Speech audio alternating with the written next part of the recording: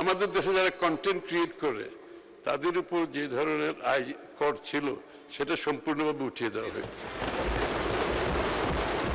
নবায়নযোগ্য জ্বালানি, পরিবেশ বান্ধব, সাশ্রয়ী ও টেকসই সৌর বিদ্যুৎ উৎপাদনকে উৎসাহ প্রদানের জন্য 2035 সাল পর্যন্ত সৌর বিদ্যুৎ খাতে 0% কর হার প্রস্তাব করছে।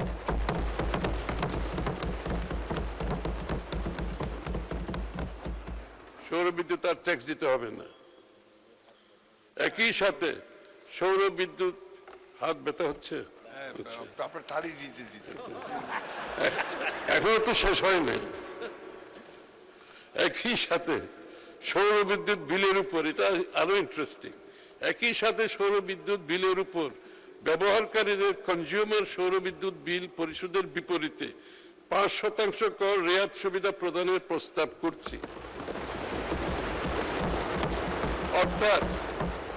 অর্থাৎ যারা সৌর বিদ্যুৎটা ব্যবহার করবে তারা 5% রেয়াত সুবিধা পাবে।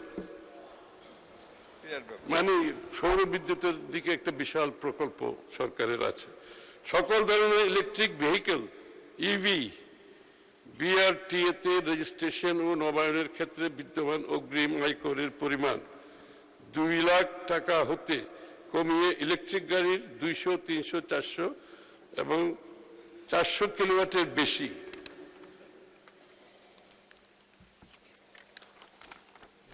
ক্যাপাসিটি ভিত্তিতে যথাক্রমে 25,000, 50,000, 75,000 এবং 1 লাখ টাকা নির্ধারণের প্রস্তাব করছি। মানে প্র্যাকটিক্যালি অনেক কম, এটা অনেক কমে গেছে। এটা আমাদের ইভি ভেহিকেলকে আমরা এনকারেজ করার চেষ্টা করছি সরকারের পক্ষ থেকে। মাননীয় স্পিকার, এই বাজেটের কেন্দ্রবিন্দুতে রয়েছে কর্মসংস্থান। আমরা কর নীতিকে এমনভাবে সাজাতে চাই যাতে নতুন ব্যবসা, নতুন ধারণা, নতুন প্রজন্ম এগিয়ে আসতে পারে।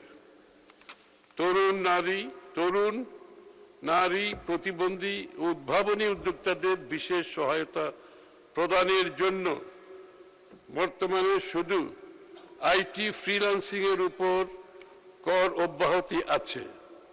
এই কর অব্যাহতির সুবিধা অন্যান্য সকল প্রকার ফ্রিল্যান্সিং আয়ের ক্ষেত্রে সম্প্রসারণ করার প্রস্তাব করছি। অল ফ্রিল্যান্সিং, তাদের আর বিষয়টা নাই। এর ফলে ফ্রিল্যান্সাররা তাদের আয় বৈধ পথে ব্যাংকিং চ্যানেলের দেশে আনতে উৎসাহিত হবে। তরুণদের উদ্ভাবনী কাজে উৎসাহ যোগাতে সকল ধরনের কন্টেন্ট ক্রিয়েশন হতে আয়কে করমুক্ত করার প্রস্তাব করছি।